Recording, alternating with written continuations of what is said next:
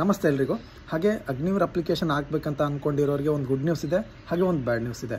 Okay, ಮೊದಲೇದಾಗಿ good ನ್ಯೂಸ್ನ ನೋಡೋಣ.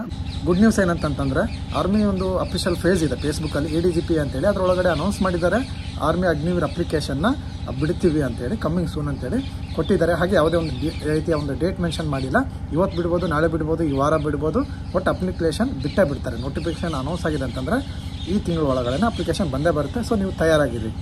Bad news ಏನಂತಂದರೆ ಇದು ಕ್ಲರ್ಕ್ಗಳಿಗೆ ಮಾತ್ರ. ಸೊ ಬ್ಯಾಡ್ ನ್ಯೂಸ್ ಏನಲ್ಲ, ಒಂದು ಸೆಲೆಕ್ಷನ್ ಪ್ರೊಸೀಜರ್ನ ಚಿಕ್ಕ ಬದಲಾವಣೆ. ಜಾಯಿನ್ ಇಂಡಿಯನ್ ಆರ್ಮಿ ವೆಬ್ಸೈಟ್ ಒಳಗಡೆ ಒಂದು ನೋಟಿಫಿಕೇಶನ್ ಬಂದಿದೆ. ಅದರಲ್ಲಿ ಏನಿದೆ ಅಂತಂತಂದರೆ 2023-24ರಲ್ಲಿ ಅಗ್ನಿವೀರ್ ಕ್ಲರ್ಕ್ ಹುದ್ದೆಗೆ ಅಪ್ಲಿಕೇಶನ್ ಹಾಕ್ತಿದ್ರೆ ಅಂದರೆ ನಿಮಗೆ ಕಂಪ್ಯೂಟರ್ ಟೈಪಿಂಗ್ ಟೆಸ್ಟ್ ಕಂಪಲ್ಸರಿ ಅಂತ ಹೇಳಿದ್ದಾರೆ. ಹಾಗಾಗಿ ನೀವು ಯಾರ್ಯಾರು ಈಗ ಕ್ಲರ್ಕಿಗೆ ಅಪ್ಲಿಕೇಶನ್ ಹಾಕ್ತಿದ್ರೋ ಅವ್ರಿಗೆ ಈ ಮಾಹಿತಿನ ತಿಳಿಸಿ ಬೇಗ ಕಂಪ್ಯೂಟರಿಗೆ ಜಾಯ್ನ್ ಆಗಿ, ಹಾಗೆ ನಿಮ್ಮೊಂದು ಟೈಪಿಂಗ್ ಸ್ಪೀಡ್ನ ಇಂಪ್ರೂವ್ ಮಾಡ್ಕೊಳ್ಳಿ.